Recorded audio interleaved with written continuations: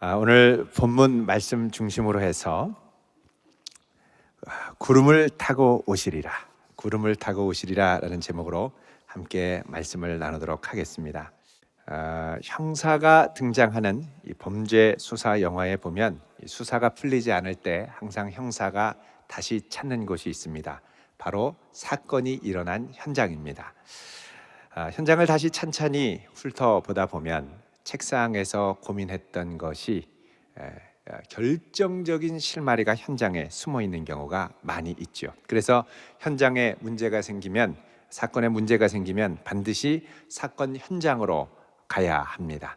현장을 발로 누비며 직접 눈으로 확인하고 또 고민하다 보면 예기치 못한 순간에 숨겨져 있는 답을 찾아낼 수 있습니다. 이것은 요한계시록을 우리가 읽을 때도 마찬가지입니다.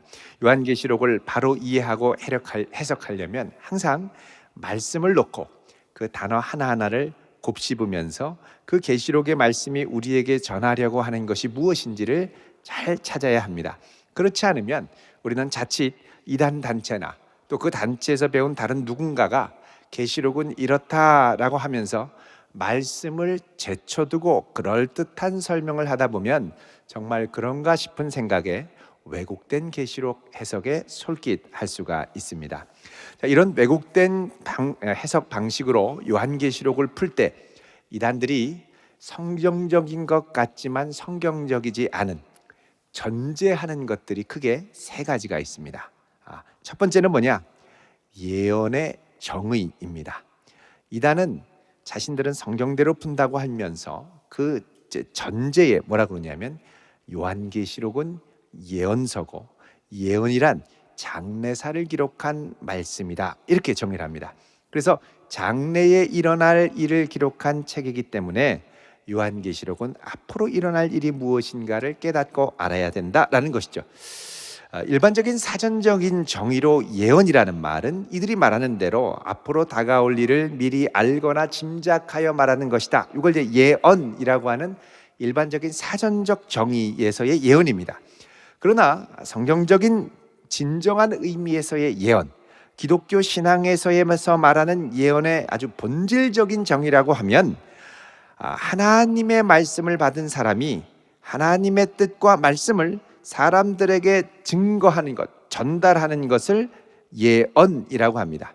그래서 예언자를 의미하는 히브리어 나비가 하나님의 말씀을 전하는 자다라는 뜻이지 미래일을 말하는 예언가, 점장이라는 뜻은 아닙니다. 따라서 예언서라는 것은 장래사를 기록한 책이 아니라 진정한 예언서는 뭐냐? 고난 가운데 있는 성도들에게 시련과 환난을 이기고 인내하고 소망을 지킬 수 있도록 하나님의 뜻을 알려주고 현실을 다르게 볼 수 있는 새로운 상상력을 제공하며 하나님의 뜻을 끝까지 붙들 수 있도록 하는 하나님의 말씀, 이게 바로 진정한 예언서의 의미입니다. 이것이 바로 구약 성경에 나오는 이사야서, 또 예레미야서, 에스겔서, 다니엘서, 그 밖에 여러 소선지서들이 갖고 있는 핵심적인 메시지입니다. 이단들이 요한계시록을 장래사로 해석하려고 하는 근본 의도는 분명합니다. 그건 뭐냐? 요한계시록에 기록된 미래를 이루신 분이 바로 이긴 자, 곧 자기네 교주고, 그 교주가 하늘 환상을 보고 이 땅에 세운 것이 지금 코로나로 문을 닫고 있는 새하늘과 새 땅이라고 주장하는 신천신지라는 것입니다. 자기네 단체죠. 이들은 주장하기를 여기서는 다시는 사망이 없고 아픈 것이나 곡하는 것이나 애통하는 것이 없는 천국, 이 땅에 이루어진 천국이라고 주장을 합니다. 물론 이게 코로나로 다 거짓이라는 게 드러났습니다. 지금 새하늘과 새 땅의 지도부는 구속되기 시작했고 세상 법정에 새하늘 새 땅이 고발을 당해서 문을 닫고 있는 상태입니다. 두 번째로 이들이 전제하고 있는 것이 있습니다. 그건 뭐냐? 장래사를 기록한 것이 요한계시록이다라는 주장을 합리화하기 위해서 요한계시록의 계시를 환상의 계시와 실상의 계시로 나눕니다.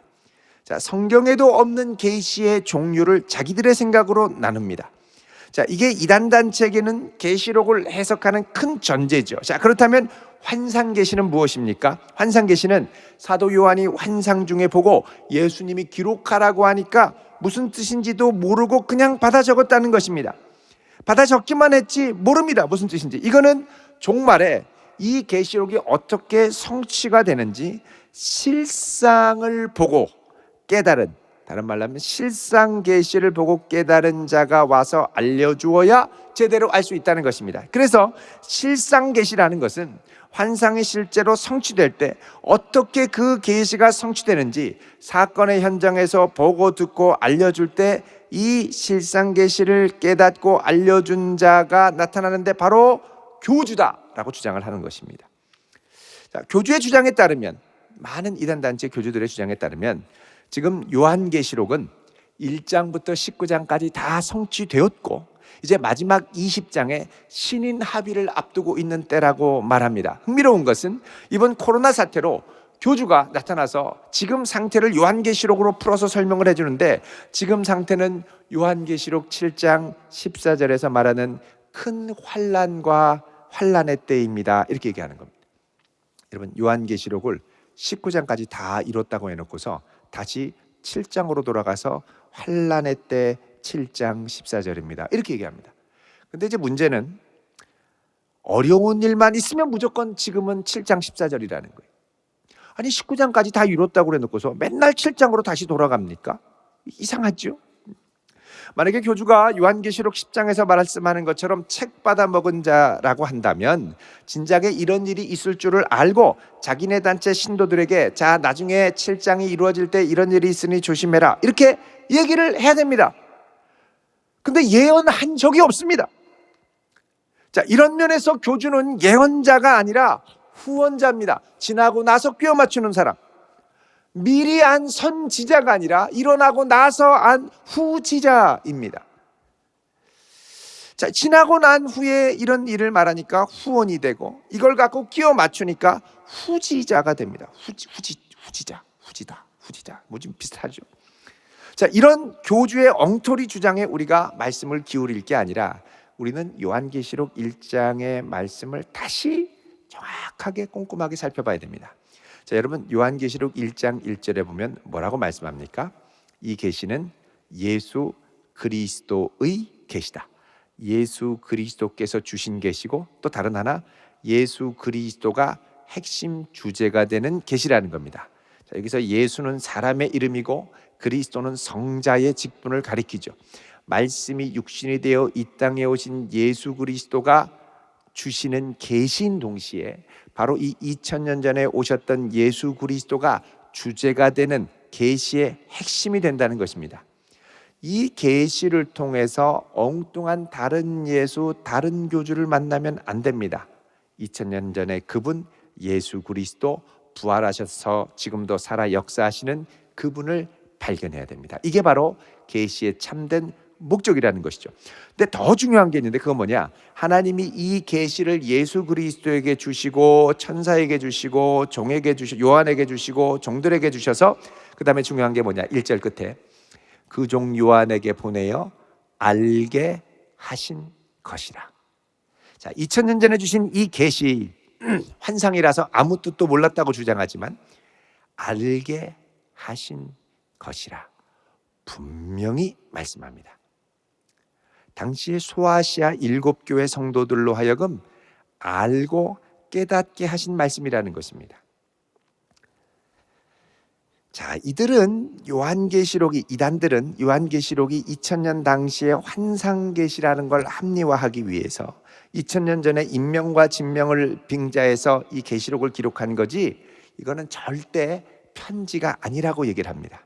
요한계시록은 편지가 아니라 1세기의 인명과 지명을 인용해서 미래 2000년 후에 오늘날 이 새하늘과 새 땅에 일어날 실상을 예언한 예언서다 이러죠. 그런데요, 요한계시록을 자세히 보면 이거는 분명히 편지입니다. 소아시아 7교회에 보낸 분명한 편지.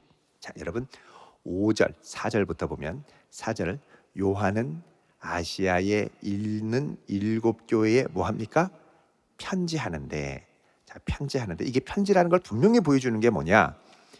이제도 계시고 전에도 계셨고 장차 오실 이와, 다른 말로 하면 하나님입니다.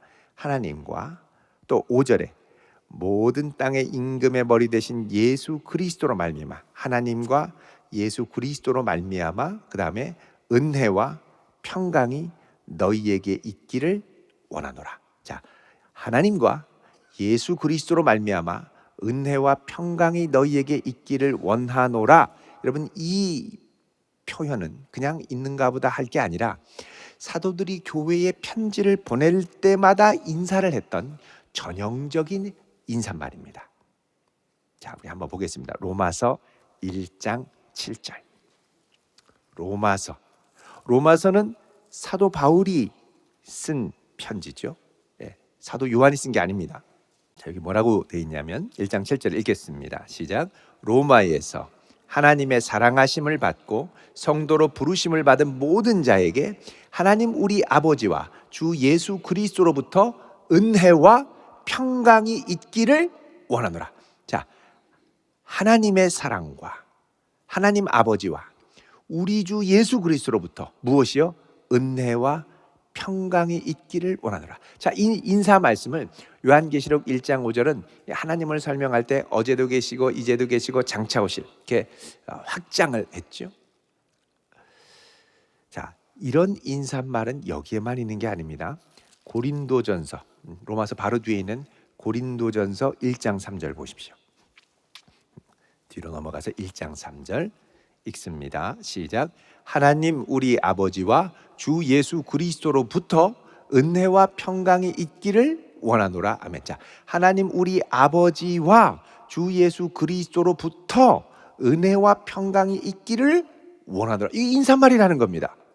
그 뒤로 넘어가서 고린도 후서 1장 2절을 보십시오. 고린도 전서 다음에 고린도 후서가 있겠죠. 자, 1장 2절 같이 읽습니다. 시작. 하나님 우리 아버지와 주 예수 그리스도로부터 은혜와 평강이 있기를 원하노라. 여기도 똑같죠. 또 하나 더 뒤로 가면 또 갈라디아서입니다. 하나 더, 여기까지만 한 번 더 넘어가겠습니다. 1장 3 같이 읽습니다. 시작. 하나님 우리 아버지와 주 예수 그리스도로부터 은혜와 평강이 있기를 원하노라. 아멘. 자, 이 표현은 다른 말로 하면 다 편지에서 처음 성도들의 안부와 평강을 기원하는 인사말이라는 것입니다. 자, 이것만이 아닙니다. 편지를 마무리할 때, 끝날 때 은혜를 기원하는 종결 인사말 형식이 있습니다. 그게 바로 요한계시록 맨 끝에인 22장 21절입니다. 여러분 한번 보십시오. 22장 21절 같이 읽어봅니다. 시작. 주 예수의 은혜가 모든 자들에게 있을지어다. 아멘. 자, 주 예수의 은혜가 모든 자들에게 있을지어다. 이거는 뭐냐? 편지를 마무리할 때 성도들에게 종결하는 마지막 작별 인사를 하는 인사말입니다. 그러니까 요한계시록 1장 3절에 이 말씀을 읽는 자와 그랬죠.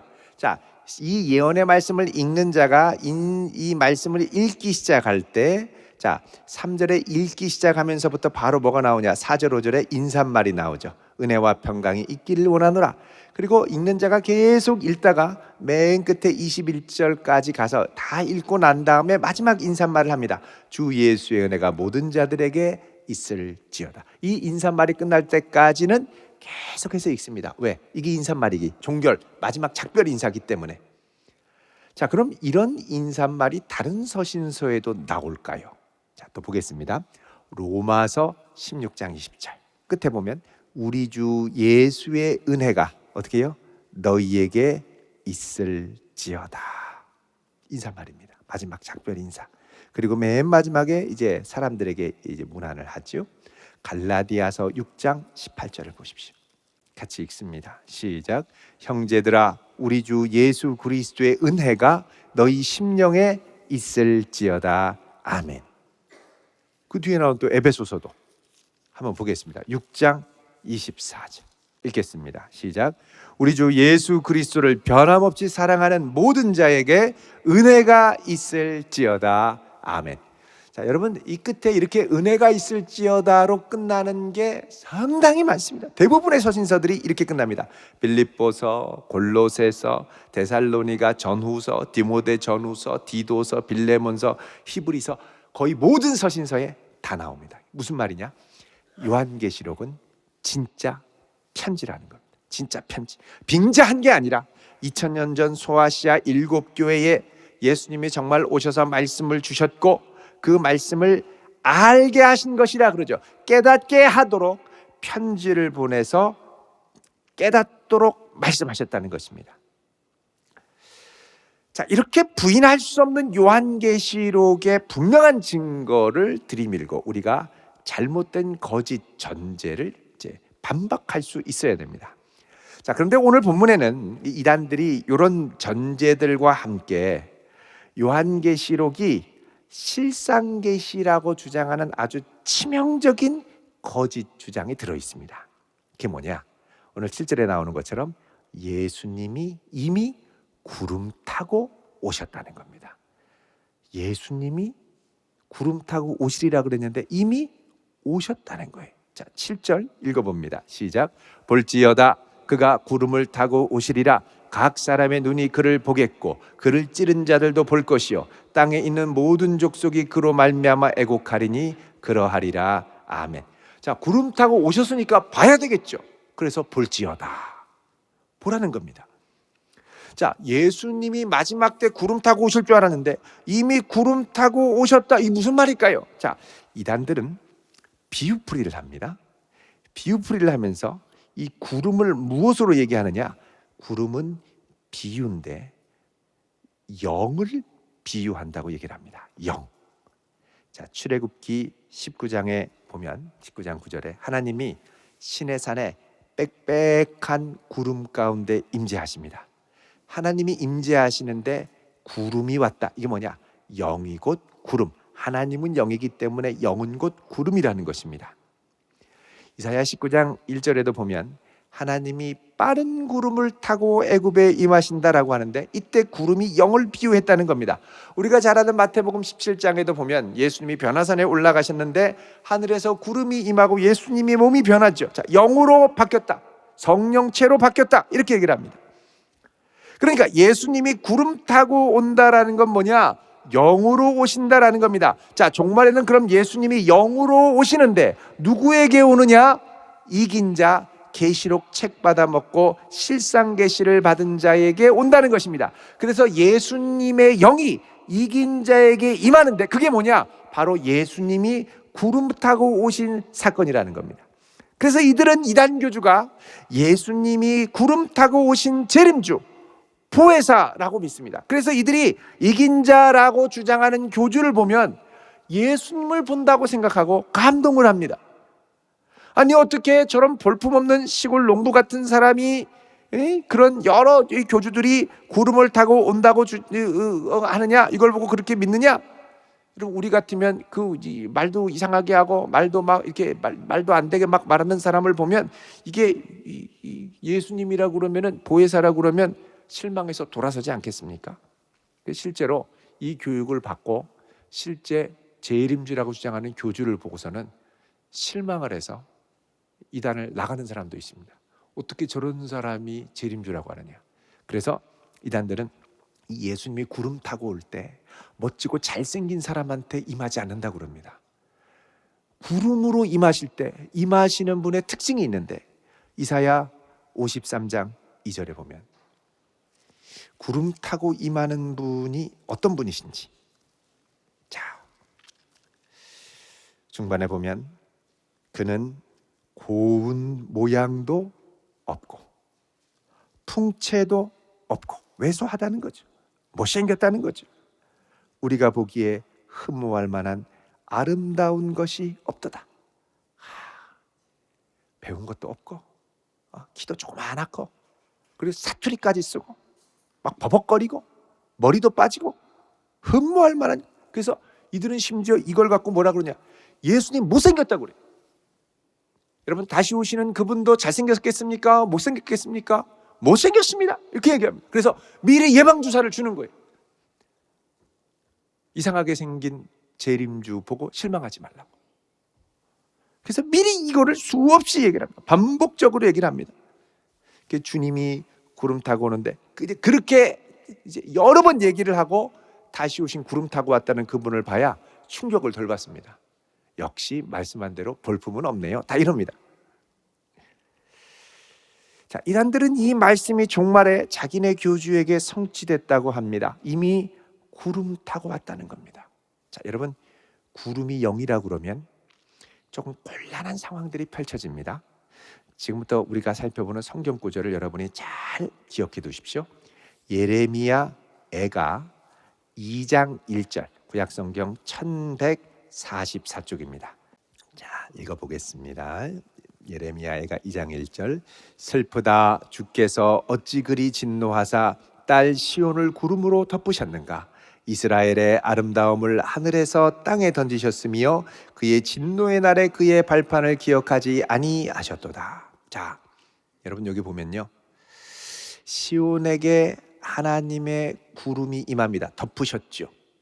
왜 덮으셨습니까? 진노하셔서. 진노하신 다음에 영이 임하고 그 다음에 어떻게 되죠? 이스라엘의 아름다움을 땅에 던지셨다는 겁니다. 아니, 영이 임했는데 땅에 집어 던져버리네요. 얼마나 당황스럽습니까? 더 당황스러운 건 예레미야 애가 3장 44절의 말씀입니다. 1147쪽 한번 읽어봅니다. 시작. 주께서 구름으로 자신을 가리사 기도가 상달되지 못하게 하시고. 아멘. 아니, 구름이 임했는데 기도가 상달이 안 되네요. 영이 임했는데 재림주가 됐는데 기도가 상달되지 못하네요. 구름이 임하니 기도가 막히고 계시가 막히는 겁니다. 이게 왜 그러냐? 이게 구름이라는 단어를 무조건 문맥에 맞지 않게 비유로 풀면 이렇게 오해를 할 수 있다는 겁니다. 자, 여러분, 출애굽기에서 하나님께서 임재하실 때 임하는 구름은 절대 영이 아닙니다. 이때 이 구름은 하나님의 영광스럽고 거룩한 임재를 가리기 위해서 함께 임하는 구름입니다.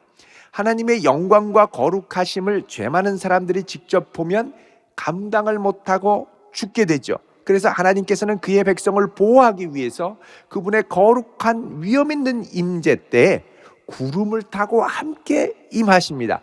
그래서 구름을 신학자들이 뭐라 그러냐? 신적 운반체다, 이렇게 얘기합니다.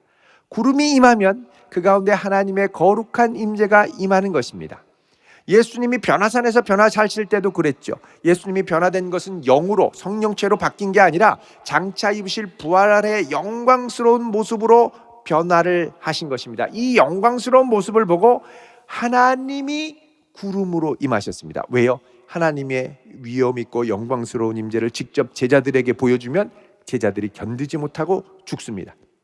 그래서 하나님이 제자들을 보호하시기 위해 구름 가운데 임하시고 이는 내 사랑하는 아들이요 내 기뻐하는 자라고 말씀하십니다. 그래서 이 직접 보게 되는 것을 극히 꺼렸기 때문에 구약의 제사장들은 하나님의 성소에 들어갈 때 항상 향단에 향을 태우고 지성소에 들어갈 때 향로를 갖고 들어가서 거기가 연기가 촉하도록 항상 가리도록 했었습니다. 출애굽기 19장 21절을 보면 하나님께서 모세에게 백성들이 나를 보려고 밀고 들어오지 않도록 경고하라, 이렇게 말씀합니다. 왜요? 가까이 왔다가 죽을 수 있기 때문에. 자, 만약에요, 예수님의 영이 임한 것이 구름을 탄 것이다. 자, 구름 탔다라는 게 영이 그의 육체에 임했다라고 하면 사실 성도들 모두가 다 구름 탄 자가 되어야 됩니다.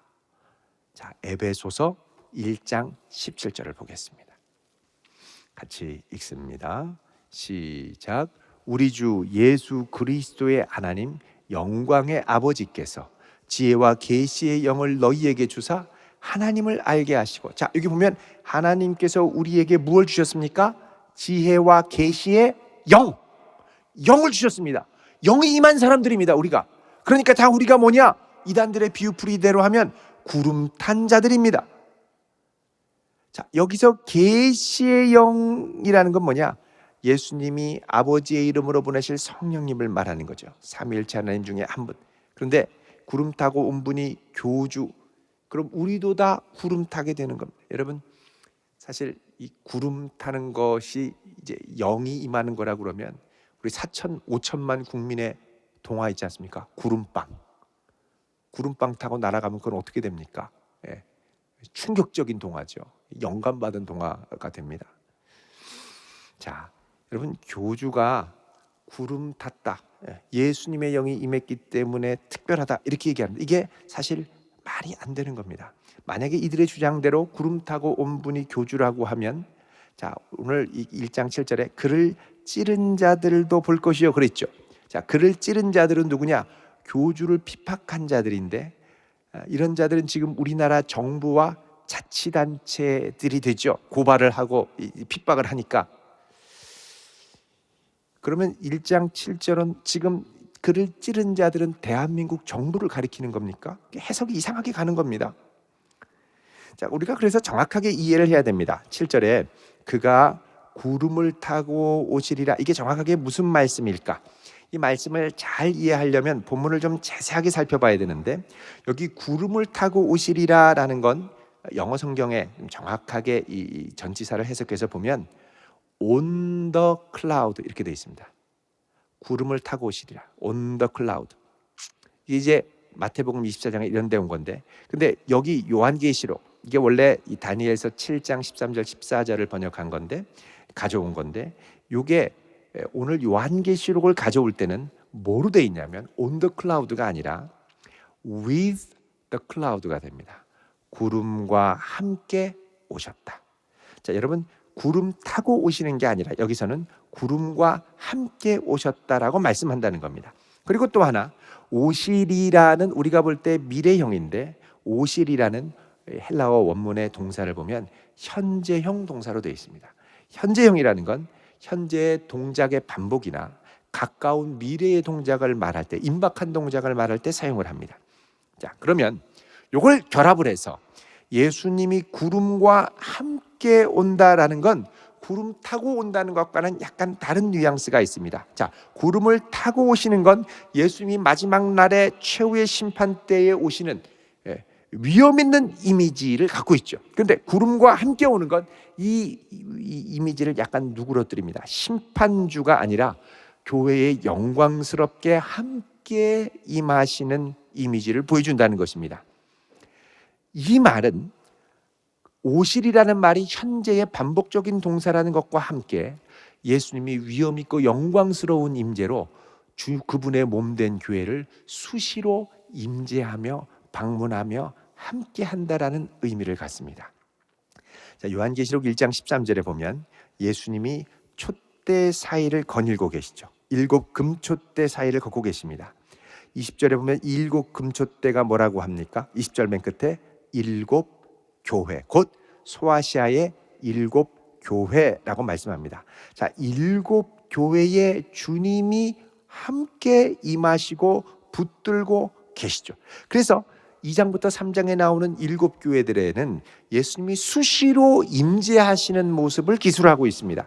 2장 16절 보시면 예수님이 버가모 교회를 향하여 뭐라 그러냐? 내가 내게 어떻게 간다고요? 속히 가리니. 속히 가겠다고 말씀하십니다. 또 3장 3절에도 보면 사대 교회에 뭐라 그러냐? 도둑같이 이를 것이다. 순식간에 예기치 못할 때 임하신다고 합니다.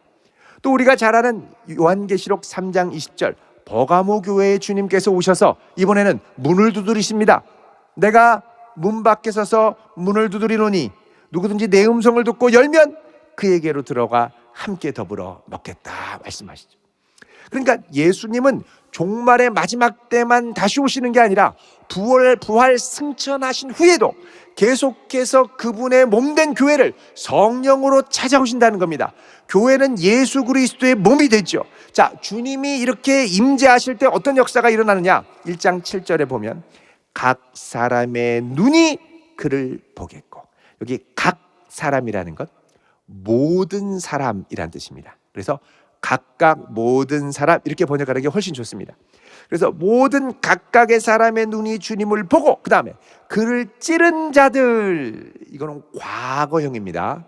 단회적인 동작, 다른 말로 하면 예수님을 핍박하고 단회적으로 십자가에 처형했던 이들, 그들도 볼 것이고, 그리고 모든 족속이 그로 말미암아 애곡 애통하리니. 자, 예수님께서 수시로 그분의 몸된 교회에 올 때 각 모든 사람들이 그 주님을 보고, 그를 핍박했던 자들도 주님을 보고 애통하고, 그리고 모든 사람들이 주님을 보게 될 날이 올 것이다, 이렇게 말씀합니다. 모든 족속이 그로 말미암아 애곡한다, 회개한다라는 뜻입니다. 다른 말로 하면 예수님께서 그 다음부터 이제 교회에 임하실 때 무슨 역사가 일어나냐? 회개하는 역사가 일어나게 될 것이다 라는 겁니다. 동시에 이 오심이 구름을 타고 온다고 할 때, 구름과 함께 올 때 최종적으로는 그 구름과 함께 구름을 타고 우리 가운데 오시죠. 그러니까 이거는 미래입니다. 그 주님이 그렇게 오실 때는 세상을 심판하게 될 때 오십니다. 다른 말로 하면 예수님께서 부활 승천하신 후에 2000년 후에 심판하러 마지막 때 오시는 게 아니라, 부활하신 그 주님이 그 이후로도 계속해서 그분의 몸된 교회 수시로 동일하신 주님이 늘 함께 하시고 오시고 찾아오시고 회개하시고 애통하게 하시고, 그런 후에 최종적으로 온 세상의 심판주로 오신다라는 것입니다. 그래서 동일하신 주님이 동일하게 임하시고, 그리고 동일하게 최후로 오시는 역사가 일어나게 된다는, 이거를 말씀하는 게 8절에 주 하나님이 나는 알파와 오메가라. 알파는 시작이고 오메가는 마치는 겁니다. 그러니까 시작하신 분이 동일하게 마치는 분이라는 겁니다. 이제도 있고 전에도 있었고 장차 오실 분, 전능하신 분. 자, 이 전능하신 분이 이 땅 가운데 오실 때 다른 영으로 오시지 않습니다. 다른 육체의 영만 임해서 오시지 않습니다. 왜 지금 수시로 부활하신 그 주님이 교회에 오시고 계속 오시다가 나중에 동일한 모습으로 오신다고 말씀하느냐? 부활 승천하신 예수님, 부활하신 예수님이 동일하신 그분으로 마지막 때 다시 오시기 때문에 그렇습니다. 다른 육체에 예수님의 영만 임해서 온다라는 게 아닙니다. 여기에는 잘못된 오해가 있습니다. 그건 뭐냐? 예수님이 말씀이 영이 육을 입어 오셨다, 이런 잘못되고 왜곡된 표현이 있기 때문에, 표현으로 오해를 했기 때문에 그렇습니다. 성경은 말씀이 육신을 입었다고 절대 말하지 않습니다. 성경은 말씀이 육신이 됐다라고 합니다. 됐다, 입은 게 아니라 말씀이 육신으로, 온전한 하나님이자 온전한 육신으로 되어서 오셨다는 겁니다. 자, 우리 요한복음 1장 14절을 보겠습니다. 자, 여기 보면 이렇게 말씀합니다. 같이 읽습니다. 시작.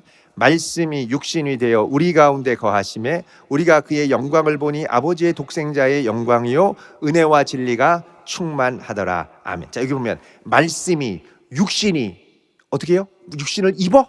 아닙니다. 말씀이 육신이 되어, 말씀이 육신이 된 것이 성육신의 사건입니다.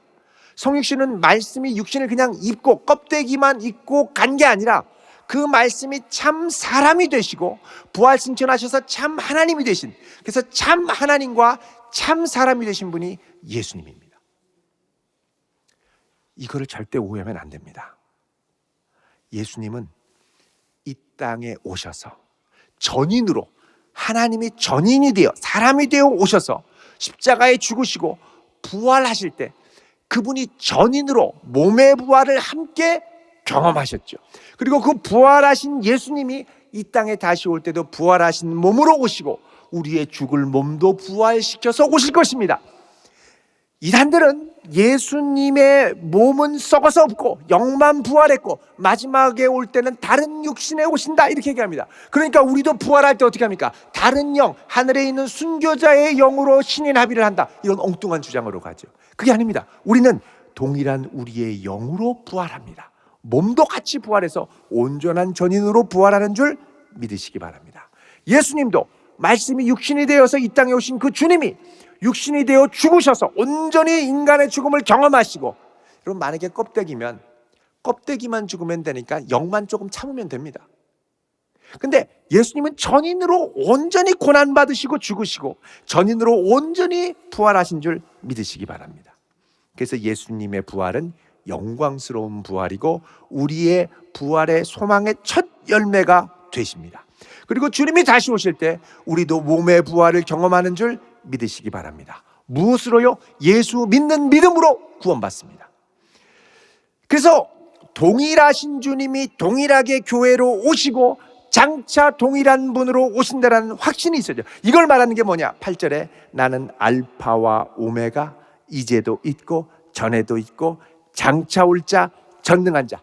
그분이 온전하신 동일하신 분으로, 시작하신 그분이 동일하게 마치시며 오신다는 겁니다.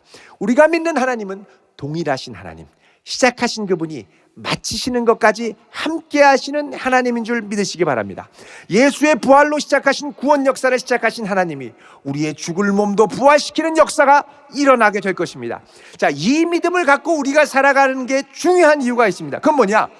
우리가 주님의 이 전능하신 주권을 인정하고 고백하면서 매일매일을 살아서 걸어갈 때, 주님께서 나를 이곳에 서게 하셨다면 서게 하신 그분의 목적과 뜻이 이루어질 때까지 우리는 그분을 신뢰하며 끝까지 그분을 붙들고 나가야 될 줄로 믿습니다. 그분이 시작하셨으면 반드시 그분이 마치실 겁니다. 그분이 이루게 하셨다면 반드시 그분의 역사가 나타나게 될 것입니다. 우리는 그분을 신뢰하지 못하니까 중간에 어떻게 합니까? 비틀비틀 하다가 실망하고 나가 떨어지죠.